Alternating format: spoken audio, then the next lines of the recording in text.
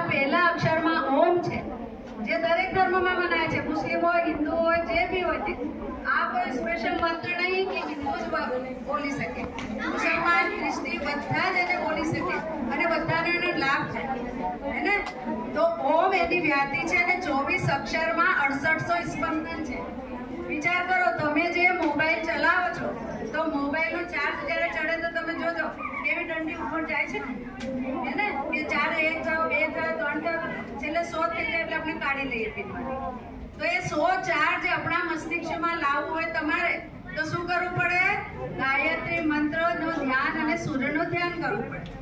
કેમ કે એનાથી વૈજ્ઞાનિકોએ જે સાબિત કર્યું છે કે 24 અક્ષરમાં 24 શક્તિઓ નિહિત છે. જેવી રીતે નગારા પર 2 દાણા તમે નાખી દો અને નગારો વગાડો તો એ આંદોલિત થશે. આંદોલનનો આપણે જે વૈજ્ઞાનિક આપણે કહે છે કે એ આંદોલન થાય છે, આપણે